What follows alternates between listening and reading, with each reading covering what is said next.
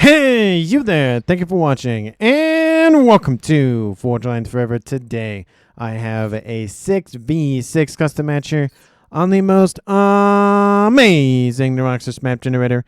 So let's go ahead and introduce our teams and our players. Starting off with Team 1 in the Southwest, and ending with Team 2 in the Northeast. I probably will confuse the teams at one point, so apologies ahead of time. Starting off, we will introduce Team 1's Northwestern player, and then continuing on southward around their front line. It is Boss 1100. He's playing as a Cybran. He is not an 1100 in terms of rating. He is a 1500 again in Chevy Crimson. To his south, we have in Rust another Cybran for Team 1. It is Mythologist playing in Rust as a 1300.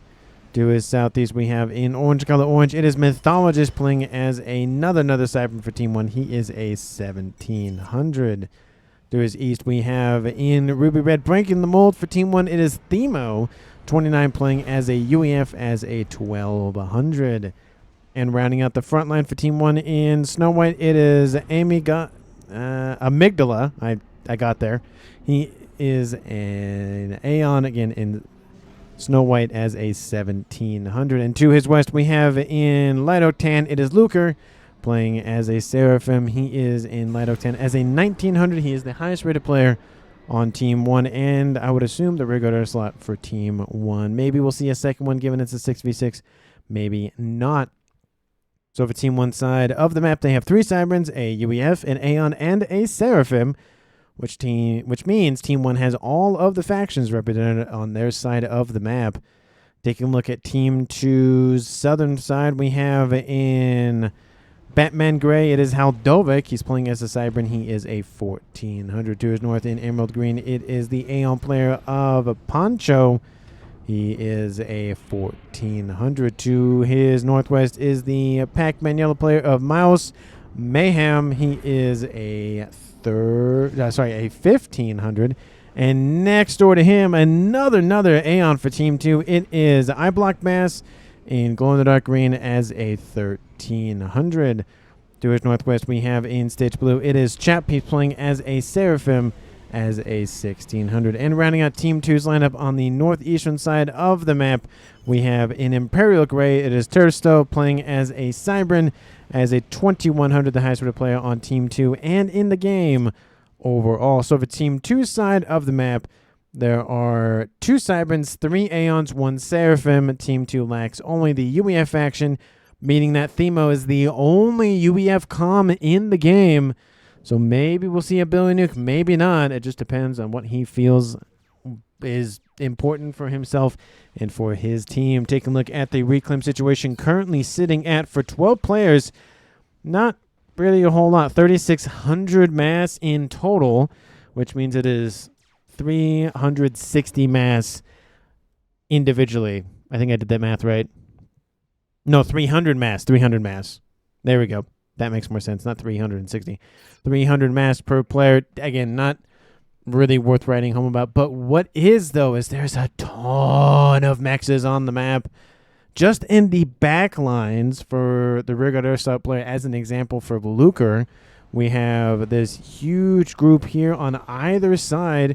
That's a 6-star mix position there, and that's 3, 4, 5, 6 with a little bit of one-offs.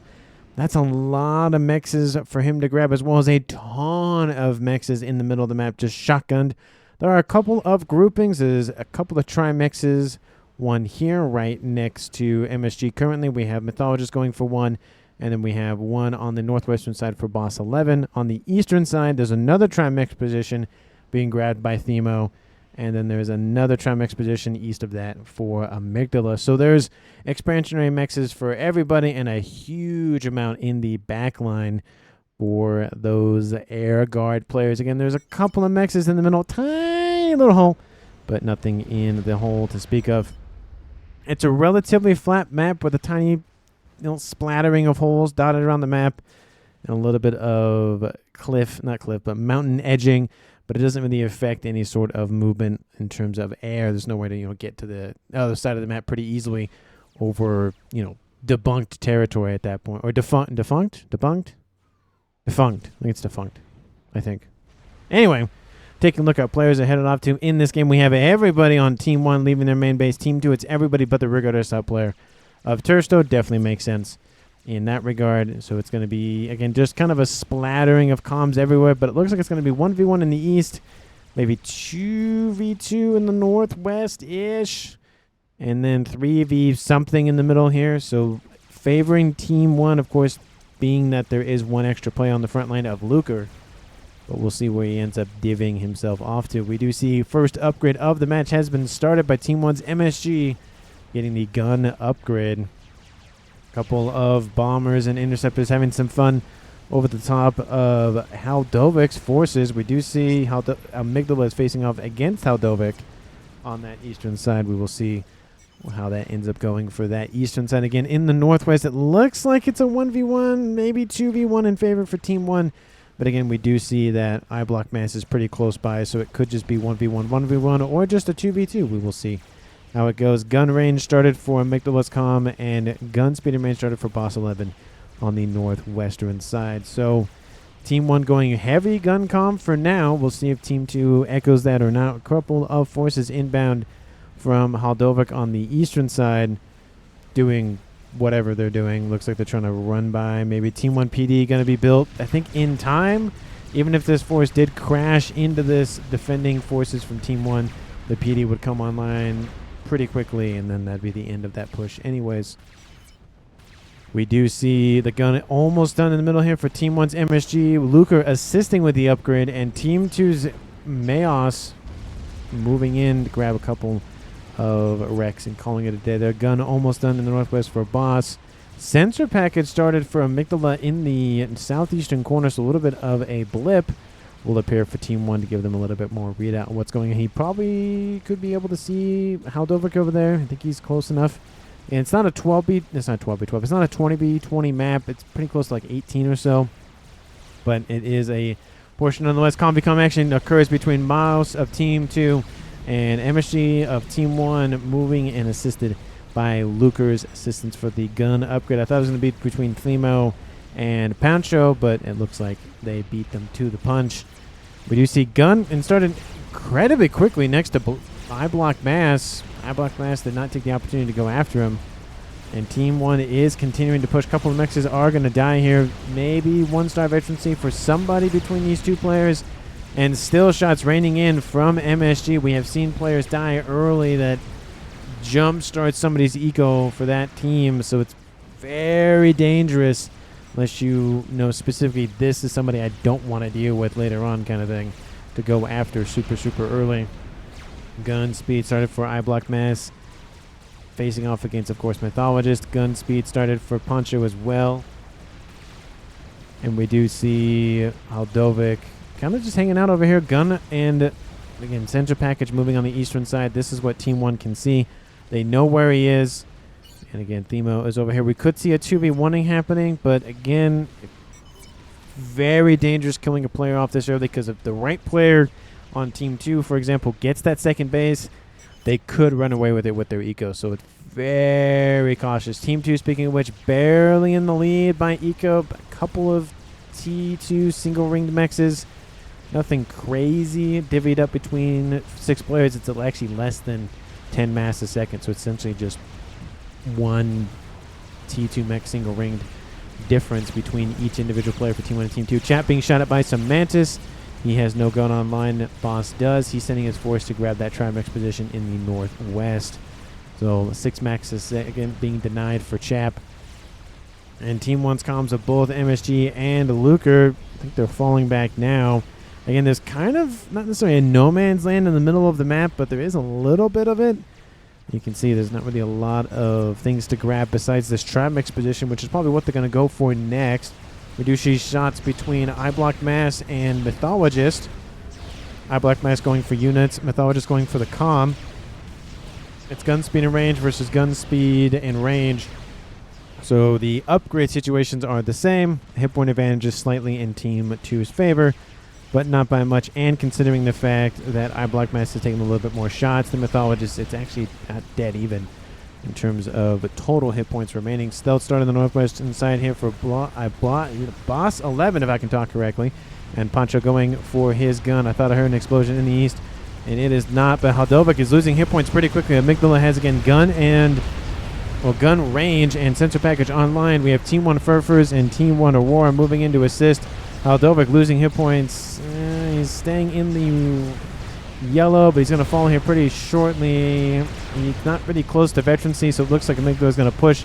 Haldovic falls in the red. This might be the first departure of the game, and that will be maybe the end of that eastern side for Team 2 for the time being. It looks like he's just going to try to do maximum damage, and there it is. And we even see some units from Team 1's Themo push in to try to prevent the retreat of Haldovic, and there's now a 6v5 in Team 1's favor. Advanced range almost done for Pancho's comm. Speed started for Mouse. He has range now on board. T2 land facility headquarters very far forward. I don't think that's going to be there much longer, so that's kind of unfortunate to lose that. He does have a backup, so there is that, but very ambitious having that thing that far forward. In the west, it's Boss 11. We have Ilshis and the Chap Commander versus just Boss 11. Overcharge, not going to probably one-tap these forces, at least at full HP. It looks like Chap is going to get away, or maybe let him get away or something, because he probably could have easily pushed him with his comm and got the kill. Overcharge will help assist dealing with that other Ilshi. He's now at 1-star veterancy. A couple of bombers whittled down a little bit of hit points, but nothing too crazy there. Still starting onboard Mythologist. He's actually taken a decent amount of damage. Don't know what happened there, but not looking good. Transport inbound from Luker to grab a reclaim. Nice aggressive reclaiming here from him. Looks like he's fallen back a little bit, and he is the air player. That would make sense. He doesn't want to get sniped early in this game, or at all, but at least early at a minimum. Units inbound from Themo do some damage to now, who is that? Pancho's base, but he's able to counter that quite nicely with his own forces and just spamming up Team 1. But there are a lot of dead mexes on that eastern side. Team 1 now in the lead, 500 to 450, so that lead essentially flipped it. Southeastern side, we have a gunship just assassinated Amygdala. Apologies for missing that. I kind of did catch it, but kind of did not. So that is a counter kill for Team 2. They're going after Themo now. A couple of whalers wailing on him. There's the joke of the day there, folks. We have interceptors still trying to deal with him, and an ASF as well. ASF's online for Tursto, and this is going to be a second kill most likely for Team 2 if Themo can't get underneath some AA or shield protection. Drops below 1,000 hit points, 600, 500, 400 hit points remain, and he's fine. The remaining gunships actually fall back. They could have gone for the kill, but decided not to, so that's going to be him out of commission for a while. Team 1, again, has lost the player. It's now a 5v5 tied-up game at almost 13 minutes. Nano almost done for Mythologist. Shield almost done for iBlock Mass, and gun started for Chap in the north. And in the south, no, he's just killed off anyways. I thought they were going to let him go, but I guess not.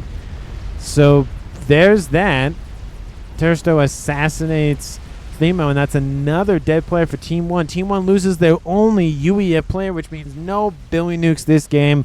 Sad, but that's just how the way the game goes. We have now an T2 flak base coming online with some shields as well. MSG is like, no, you're not getting a triple kill. No. None of that nonsense.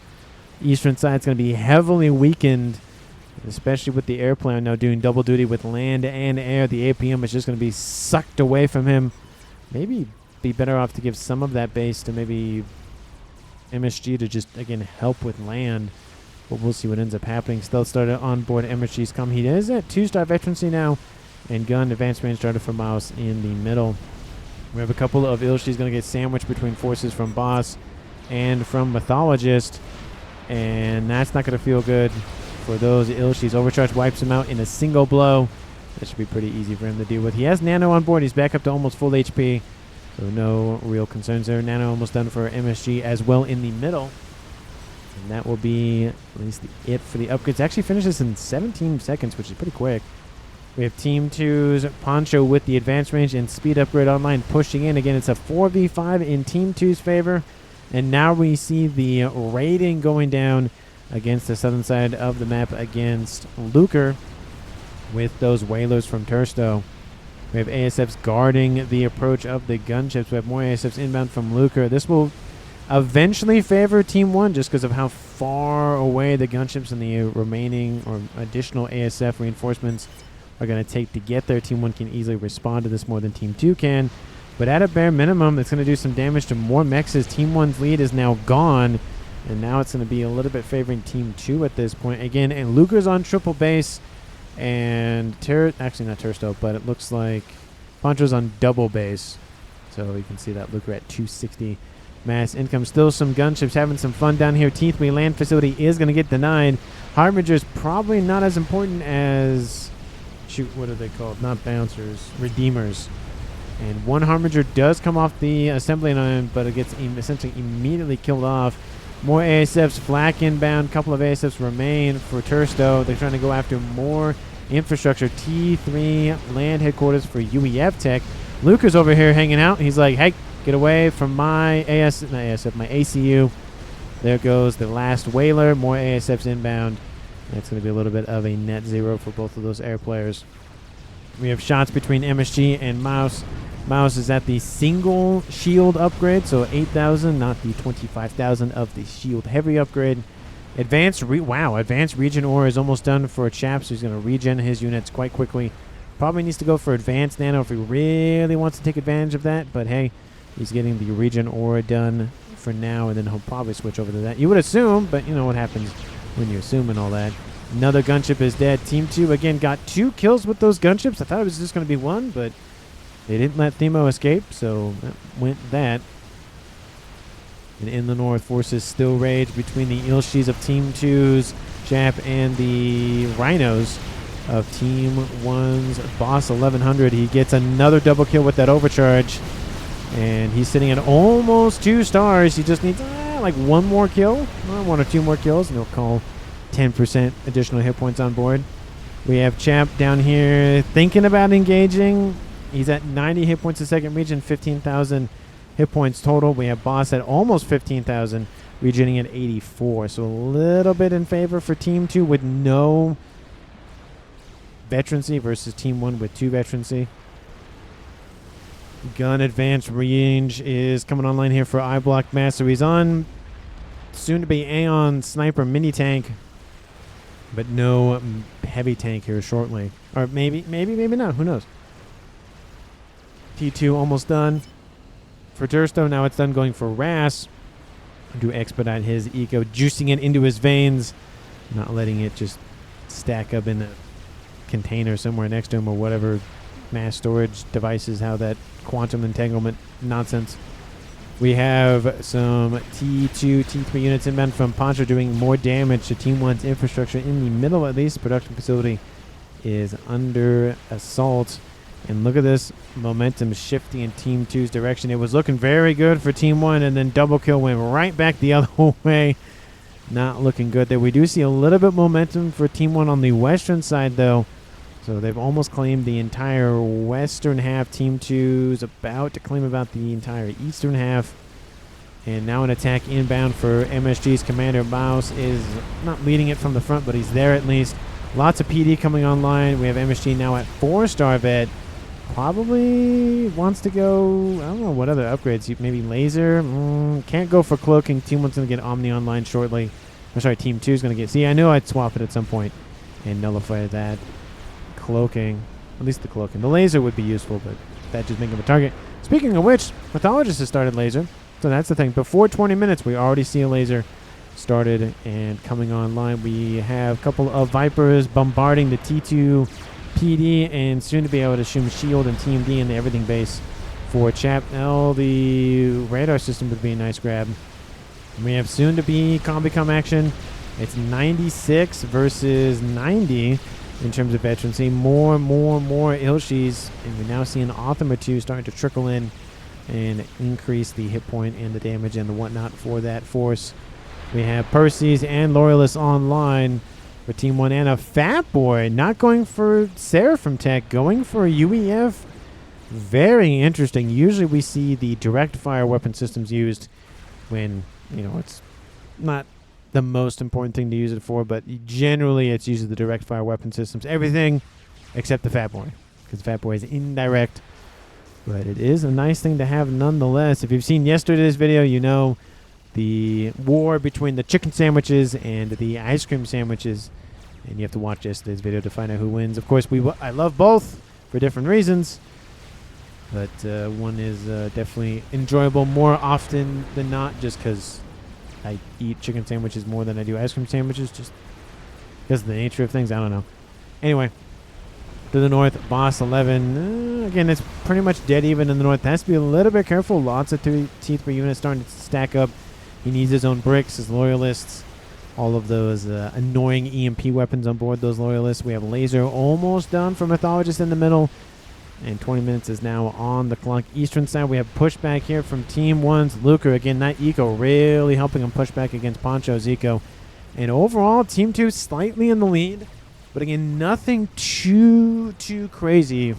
20, 30 mass a second really isn't anything to write home about. It really isn't. It's like having 3,000 mass on the map for 12 players. It's there. It's kind of nice. It's not that important. Missile out. No, artillery inbound from a couple of these Serenities. Looks like they're bombarding MSG's position here shortly. That engineer just can't get away. And TAC missile started here for MSG there. He also has Omni online. That's actually pretty great placement. Sees the entire map besides a tiny little corner in the southeast. That doesn't even matter. And we have an engagement in the northwest to look at. It is a Boss 11 forces T2PD coming online. Chap leading his forces again. Regular Nano and Advanced Regen Aura. Looks like the majority of the T3 forces besides that one Autumn are gone. And Boss 11 going to get up to almost 4-star. Chap going to get up to 2-star. Rhino's going to chase him down. It might just be a draw for now.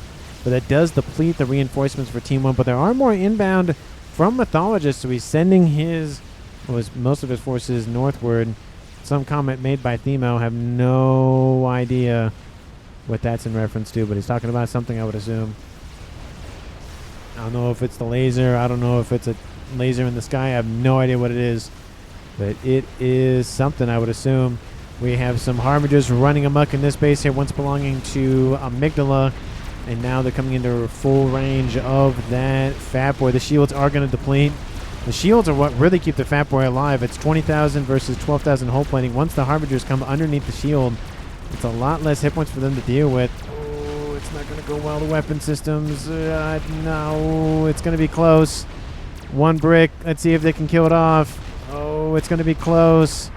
We have 3,000 hit points versus... Oh, no, he's fine. It was close.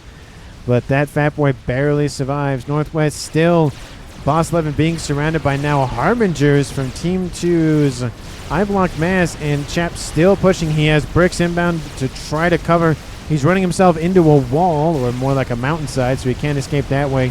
Needs to be careful. He needs to dip a little bit more southward.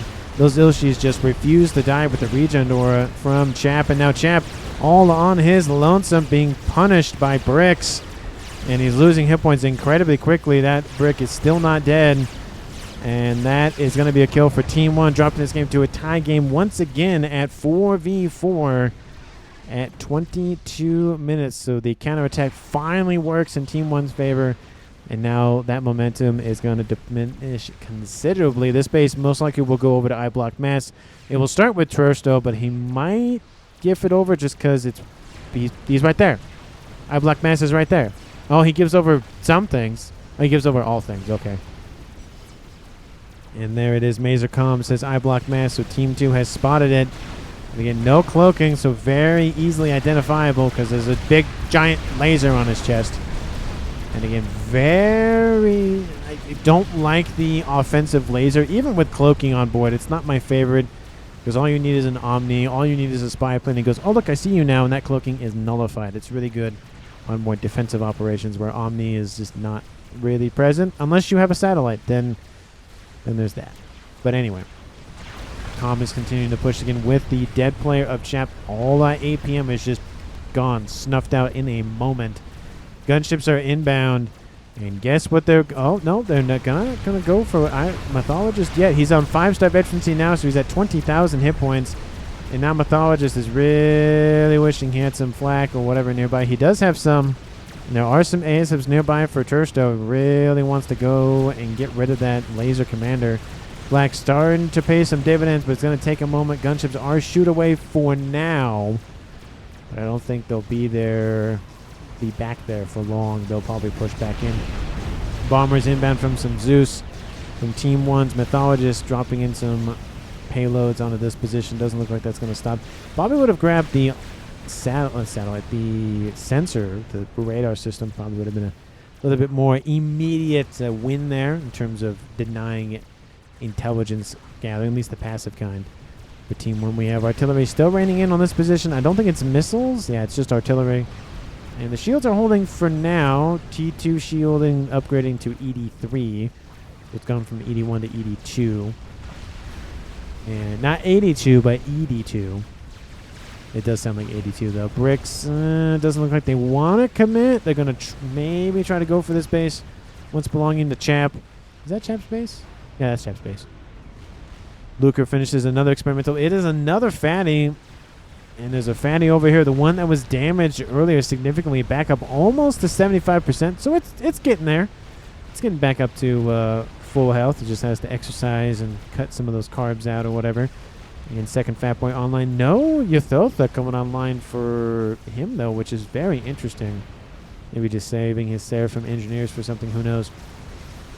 And gunships are inbound. Not a lot of AA here. There's one bouncer, but not a whole lot. The attack is denied. And at a bare minimum, Team 1 has essentially grabbed the entire western side. You cut at like a 20-something degree angle, 25-degree angle. Team 2 is starting to lose more territory. Transports with a couple of Harbingers inbound. And what could they be going for? Oh, they drop off a couple of bricks. Nah, Harbingers. I wonder what they're going to go for. I would assume they're going to go for the fatty. This will slightly slow down the movement from Team 1's army, but not by much, because those Harbingers and Percy's ripped those bricks to shreds. It's almost like they were made of very weak clay or, I don't know, something. And that transport is gone. No escape for that brick. And that second Fat Boy is being sent more in the northeast-ish direction. Not entirely north, not entirely east, but kind of at an angle similar to how the Fat Boy's moving, but not the exact same angle. Anyway, GC has been spotted by Themo. It is online, and second one is coming online here after that. 26 minutes on the clock. Team 1 has lost Themo and Amygdala, essentially one after the other. Team 2 has lost Haldovic first, and then Chap just earlier, making this a 4v4 eco situation. About even. Team 1 slightly, the map control kind of favoring that a little bit, but again, it's not a terrible amount to be behind or ahead one way or the other. Just depends on if the trend line continues more stable or more in an exponential direction. Let me know down in the comments who you think is going to currently win this game at 26, almost 27 minutes on the clock. Thanks so much for watching to the not the very end, but the middle point of the video. I really do appreciate it. Thanks so much for watching. As always, let's watch some Whalers wail on a Fat Boy from Team 1. But you have some AA. There's not a lot here for AA. Team 1 needs to get more of that online. We see Cougars being built on its back like a turtle on its little shell. Second Fat Boy coming in. Again, more either shields or more AA or something of the two. Or both. Or even a Percy. I've seen Fat Boys build Percys on their backs. They take forever, but they do build them on their backs nonetheless. Bombers inbound going after Team 1 AA emplacements, just slowly whittling away defenses for I block mass. Second Colossus is almost in the green. And Colossus is about to just completely push back this entire brick wall for Boss. Boss is no longer on the front line. Mythologist is no longer on the front line. Everybody for Team 1 no longer on the front line. I mean, the closest one pretty much would be the Mythologist or Boss, but he's pretty close to his main base. So I think relative it would be Mythologist. Team 2's Pancho. I think they're all pretty close, except, of course, for Tursto, who has the northeastern corner. What are you building with all of the eco? Is that? Nope, that's a shield. And that is a Pigeon. No nukes have been spotted by the casters so far. Team 1, any big ticket items like a nuke, a game ender, or artillery piece, something a little more explosive. Either it causes explosions or it actually does explode. Is the baddest decision, says moving the GC back. What is he talking about? Huh? Their GC over? No, it's not a GC over here. Amygdala says plus. Looks like Team 1 is commenting on what Team 2 is up to, I guess. And, oh yeah, right there. That's probably what they're talking about. The GC that just got destroyed by that brick wall. Great kill nonetheless. GC says Themo. So Team 1's dead players, or I should say the players that are beyond the grave, the man, the women, the whoever's in the chair hanging out, saying, hey, look at this. Hey, listen, that sort of thing. Trying to take a little bit of the mental load off of the remaining alive players for Team 1. We have a nice little crab facing off against the forces of Team 2's Mayhem that can't really shoot at him because they don't really have the range for the most part, and that's going to be a little bit of a win for Team 1. They're just wiping out a lot of those fire bases for Team 2, not letting any sort of massive front line just occur. GC inbound, gunships are inbound, and I wonder what the targets are going to be. And it looks like the gunships are going to be shoot away by a lot more AA that is now present for Team 1. And the Colossus is dead, so that's number 2 dead for Team 2. That's a little bit of eco. Looks like that Percy will not make it out of crash damage range. There's another couple of GCs online. So again, 3 Aeons for Team 2, I believe, because Chap was Seraphim and Haldovic was Cybrid. Team 1 only had 1, that being Amygdala, and Themo was a UEF. So at least in terms of players left alive, not necessarily, players dead or whatever, not necessarily access to technology. And now if this was a no-share game or share until death, all of this stuff would have been blown up ages ago. But, there's that. A lot of these games we don't see that. It's really only Gap that we see share until death. I think I've seen maybe partial share once in a while, but it's mainly just been full share for these custom games, which is, again, fine by me. It does, again, every match depends on the situation and whatnot, where it's like, but it's hard because sometimes it'd be nice to have, more traditional or more, no share games, and sometimes it's nice to not have to rebuild an entire base and spend 10 minutes doing it. So there's advantages and disadvantages to both. Looks like possible air fight. Team 2 is going to win it most handedly, and there it goes. Team 2 is going to get the good engagement as well. There's a tiny bit of AA, of course, on board the Whalers, and Lucas ASF are just not going to have a fun time today. They're not actually even moving that much. Ooh, that is rough. That's a clean sweep almost. And that's 132 ASFs online for Team 2. They have air supremacy. And maybe they'll get some We Own Air here shortly. Gunships inbound for this fire base. It's still staying alive, but there's a lot of gunship threats inbound. GC falling back once again. Probably not the best in the game, but there's been a couple of Zeus bombers over top just doing a tiny bit of damage. But hey, a tiny bit of damage is better than no tiny bit of damage. We have more bricks down at the more northern side of the middle here. Another GC inbound. That's going to be enough to stop that brick push. But that group of bricks for Team 1's boss are no pushovers, and there goes the GC. A little bit of crash damage will go probably kill off, I'd say, about a handful or so, maybe 6. 1, 2, 3, 4. Kills off 4 of them, but heavily damages a few more. And boss 11 is actually going to hook that over. There's a nuke. Where is it? Did I just miss it? Yes, I did. There's a nuke. Team 1 launches the first nuke of the game. It's from MSG. Where is it going? This could be the most important nuke of the game. And it's going to severely weaken the eastern side for Poncho. And again, this base... he's not moving that close. Okay, that's good. But that base falling means that base probably won't have an SMD, which means it's just going to be another free nuke. Or the Fat Boys and everything else will wipe it out anyway. But Team 2 is going to get more SMDs online. Here comes the nuke. He's going east. And it's going to be glorious. Here comes Kaboom! Wipes out the entire base. 1, 2, 3, 4, 5 mexes plus a ton of P-gens. Nice value. Probably about 50,000 for that nuke. 51. That's pretty close. Oh, look, an artillery piece has been started. Might as well build it next to all those hives. Not a bad place to build it is. Not another air grid.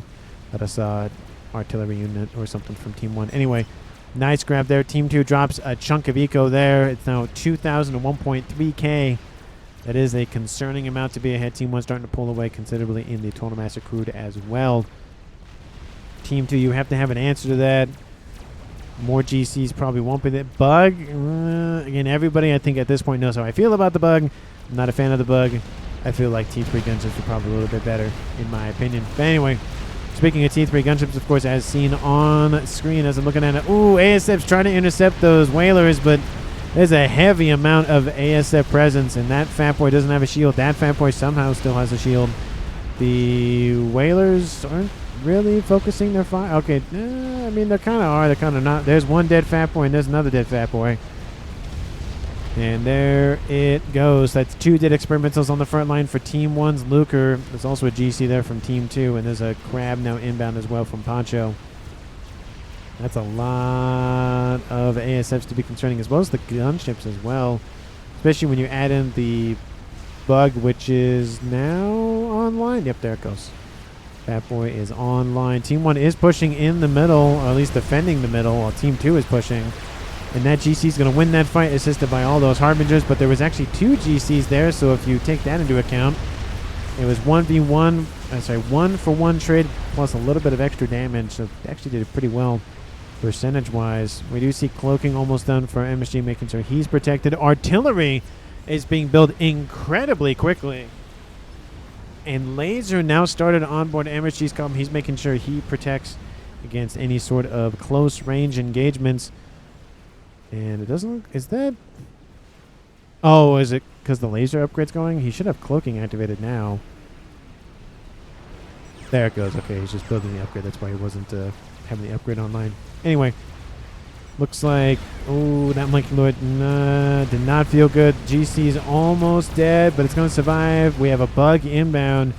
So Team 1 has long-range check essentially under control, and Team 2 has the short-range artillery in the air. Not artillery, but in the air tech. We have gunships, both T3 and a T4 inbound. Team 1 needs AA immediately, and I hear strats. I don't see strats. Where are these strats of which I hear?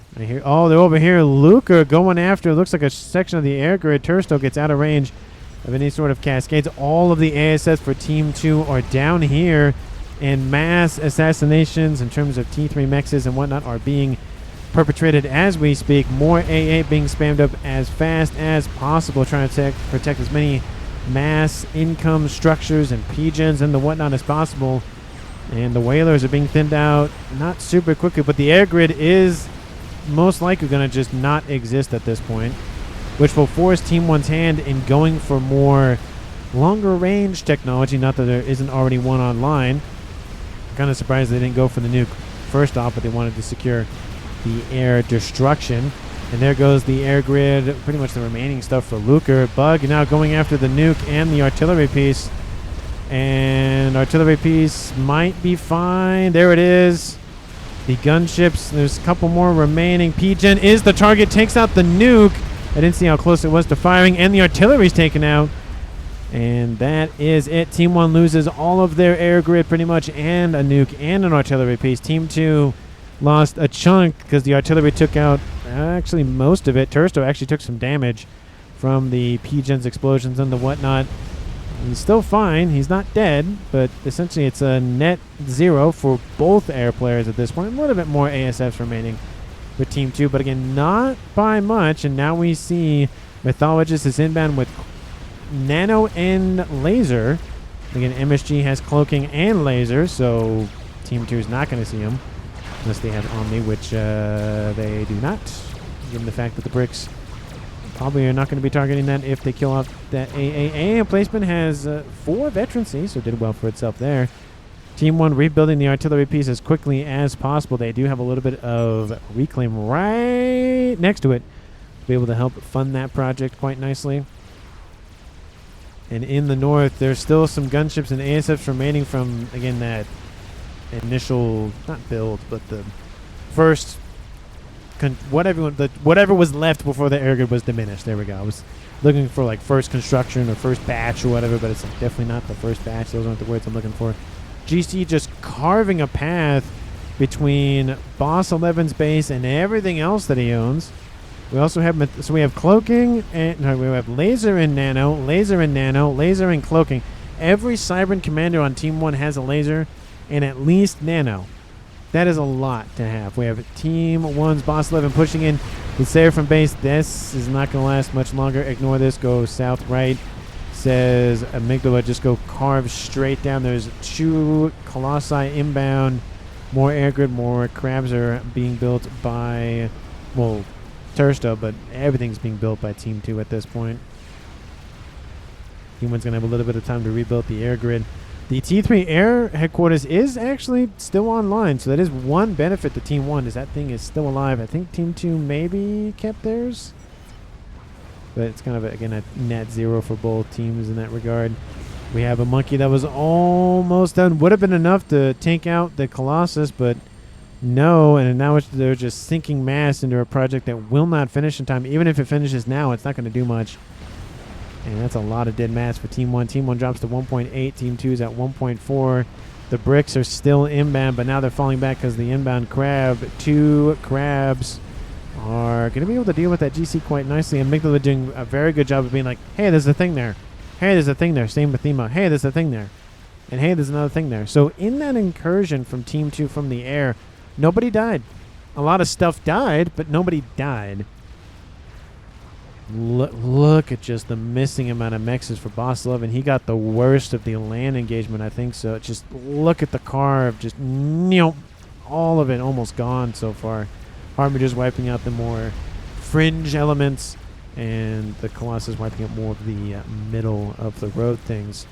We do have crab versus GC. That's not going to favor Team 1 by any means. Team 2 sinking a lot of mass into experimentals, at least the land ones. And they're keeping Team 1 at bay quite nicely, but Team 1's artillery piece is almost back online. They've already reclaimed the bug. They're going to reclaim the nuke here shortly. We have mass FAF farms being built by Luker. I don't see any other plans for either team to build anything grander than that. You know, SMDs and whatnot are good, but I feel like bigger ticket items are probably needed by somebody. One nuke, it did a decent amount, but still wasn't the end-all be-all. And the GC probably will die. Oh, nope, doesn't die. 4,000 hit points, 3,000, 2,000, 1,000. Nope, it's not going to die. And there is that. The attack in the north is now gone, and Boss 11's eco is thrashed. Same with MSG. Both their ecos are just not... I mean, they're there. They're just not as good as they once were. We have Harbingers. Harbingers are bricks. Bricks down the south here for Team 2's Poncho. And we have to the northwest. Is that Boss 11 Control K? That is Boss 11 Control K. He just says, nope, I'm done. Giving my stuff over and calling it a day. So 4v3 in Team 2's favor once again. That doesn't really count as a kill. I mean, it kind of does and it kind of doesn't, but one of those things where, you know, Control Ks are one of those things. It's hard to be like, is it a kill? Is it not a kill? Artillery reestablished. Air grid almost completed for the most part. Shields are now coming online, but shots are now raining in. It depends if they go straight for the air grid, which it looks like they... Yep, they are. That is the first target of Team 1's Wrath. That one goes very high. And I think Tursto's going to focus a little bit more on shield production here shortly. That one whiffs, but it's going to be only a matter of time before more Pigeons are built, which means the fire rate is increased. Second artillery piece has been started. MSG wasting no time. Ping is going down. Something about the air grid, I would assume. And we have Team 1's Western Front kind of consolidating once again. We have Monkey, Crab, and the whatnot being built and kind of running around. GC still alive, of course. That's the one that did a ton of damage, 135,000. And the GC that probably maybe should have died, maybe possibly maybe. That's not that same one, because there was one over here that did a lot of... How is that Omni still alive? How? How are you not dead? You had a GC walk through that base, and essentially everything was wiped out but you. Oh, they're over here. Okay, I think it's... Yeah, it's this one. So there's 1, 2, 3, 4, 5 GCs and 2 megas, actually 6 GCs. That's a lot of firepower on the ground. And now it's only a matter of time before Team 1 thinks about do they do more land experimentals or not. Shields are online. Another shield bot's come online. Tursto back up into the green. A second shield probably be good for now, at least a little bit. But once the second artillery comes online, that 2-3 shielding situation probably is not going to be enough. Yeah, it's just, I don't know. Team 2, I mean, there's some shields in other places, but it's mainly just the air grid. Looks like the crab got denied. Actually, the crab didn't get denied, just engineers died. That crab is almost done. More whalers online for Team 2. I feel like Team 1 at this point has prepped significantly for air incursions from Team 2. That megalith, yeah, it's not going anywhere. It's going to die out there on the vine, unfortunately. We have everything almost from Luca pushing to the middle, intercepting the GCs. Looks like that's the target. This is where Team 2's Poncho can take advantage. Everything pretty much from Luca is moving west, and Team 2 can start claiming a little bit more territory. We do see that the monkey's going to go all the way around. It's going to take a little bit of time for that to get to its target instead of going straight there, but it might be better, of course, than going straight shot and being intercepted. Artillery almost in the green. The second one almost done for Team 1. Technically third, but, you know, who's counting at this point? Donut has been started by iBlock Mass, so another experimental for Team 2. Not being built by the airplane. We have Turisto getting out of the airbase just in case it cascades. Definitely a smart move there. Looks like he's actually moving to this shield base instead. And it looks like a couple of bricks and a monkey trying to just stave off disaster. Crab, it was severely weakened earlier, but did survive somehow because the gunship, I guess, didn't pursue it all the way. We have a cloaking laser commander of MSG moving in. We have the entire land force from Luca moving westward.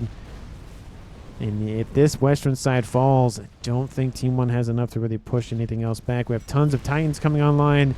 Not a lot of Perseus, which is unfortunate, but it is just the way that it is.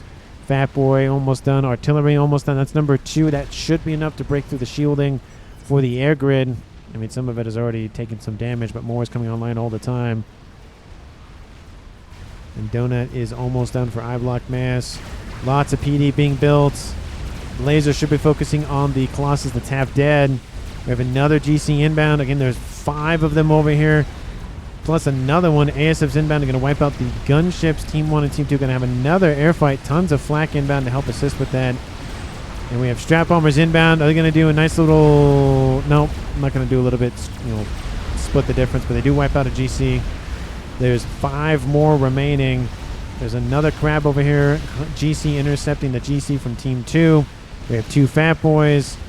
That Titan's not going to last... Sorry, not Titan. That Megalith's not going to last much longer, and that Megalith is not going to last much longer either. And that crab is dead. That GC is dead. There's 4 more GCs remaining. Looks like Luca won the air battle. So you can start spamming out more and more of those air units. We have Mythologist running away. I don't blame him. If he had cloaking, maybe it'd be better, but he doesn't.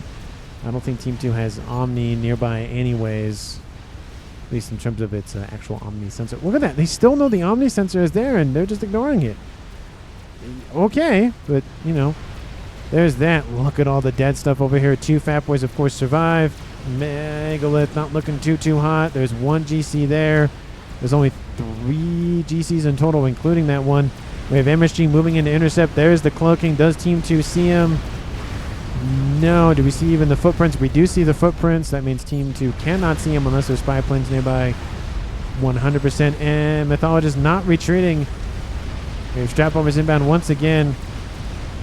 Do we have anything else big going on? We have the eastern side being attacked. We have a Donut inbound, 45 minutes on the clock. And MSG now trying to chase after those GCs. Megalith is done. Mythologist is fleeing, getting out of there. We have his actual laser being activated because those units are close enough to him. This eastern side not looking too hot. The Donut going for the artillery pieces. At least that's what the assumption could be given the vector. And once it comes into range of the AA, it's going to get wiped out. Oh, shield comes online. It might overshoot it with the crash damage. Oh, it takes both of them out. And Mythologist dies to those Colossi. That is unfortunate for Team 1. They lose the artillery and they lose a comm. There's a lot of dead stuff over here on this western side, but Team 2 might just have just enough more momentum in their favor. Ooh, that's unfortunate. Team 1 loses a player. It's now 2v4, and APM's going to be hurting considerably. And with the death of both of the artillery pieces, I mean, oof, that's not great for Team 1. They skipped it over to MSG for more eco for him and divvying up resources and whatnot. The air grid is gone, so that is a benefit for Team 1.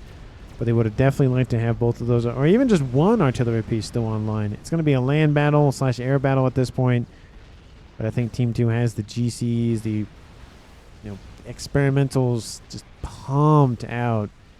And Team 1 just does not have enough on the ground. I mean, they defended this push in the east. There's a lot of Titans. If these were Percy's, I think that'd be a different story. Just because of all the firepower that Percy's offer.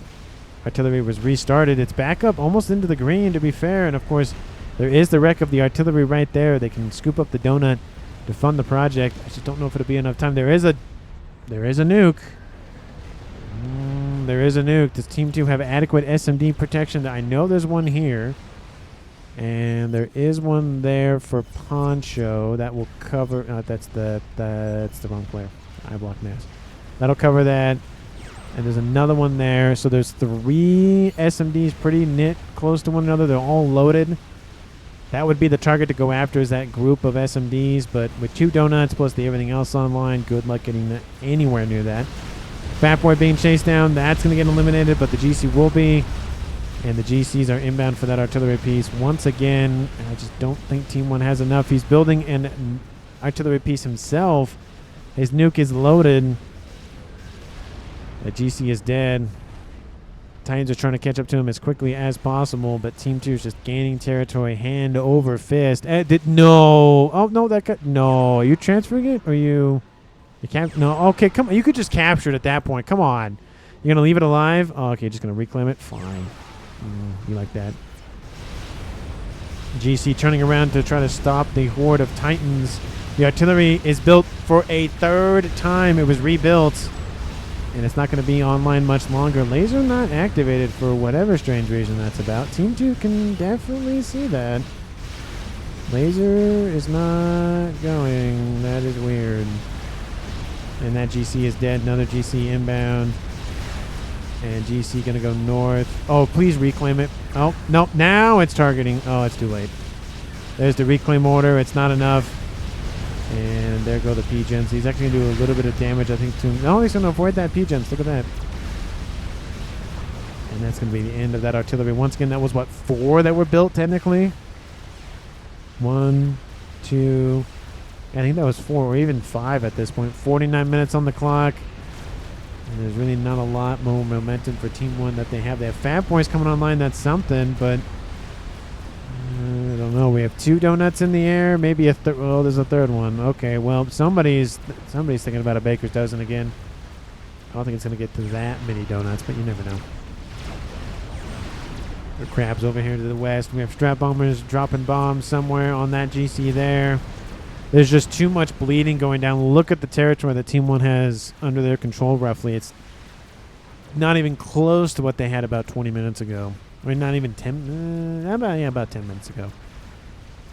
So it's just Team 1 is bleeding everywhere, and they can't stop all of the incursions and the whatnot. Nuke is loaded, not firing, and artillery is in the yellow. Our block match finishes another. That's number 4. Is he just going to drop a bunch of mass on Team 1's face and call it a day? That might be the plan. Oblivion's raining shots into that GC. And that GC is going to be dead, but then there's 2 more GCs inbound, and it's just, there's too much aggression from Team 2. MSG control Ks, and that's going to be the end. And there goes Luker. He control Ks as well. 50 minutes on the clock. Team 2 wins the game, and the game was going to be over in about 2 more minutes anyways. Those donuts were going to be there soon, and it just was... There wasn't enough that Team 1 had on the defensive side of things for land that they just really couldn't fight back Team 2. And I don't know if the reclaim... Oh, look, the reclaim totals. Team 2, 650,000. Team 1, 460. So, over 1 million mass reclaimed on the game overall. But I think there was a moment Team 2 was winning, and then Team 1 came back, and then Team 2 came back. It was really a back and forth, but once that final push happened on the western side, that was... essentially it. Thank you so much for watching to the end of the video. MVP for me, I mean, I gotta maybe give it to maybe iBlock Mass. I mean, it was a definitely combined land effort by the western half of Team 2. So, iBlock Mass and Mouse just pumping out GCs. They weren't perfect, but they did a lot of damage. And, of course, that donut that came in and just crashed on top of 2 artillery pieces. I really thought it was going to miss, but it didn't. And the cascade just ripped apart both of them. So maybe if that did not happen, then it maybe would have been a different story. Some of the eco would have been sniped. Maybe they would have gotten the SMDs. The nuke could have come in. I mean, things could have happened.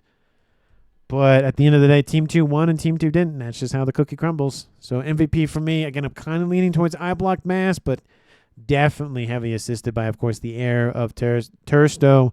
And, of course, eye block mass as well. Thanks so much for watching. Not block mass, but Mouse Mayhem. Thank you so much for watching to the very end of the video. I really do appreciate it. And I will see all of you in the next one.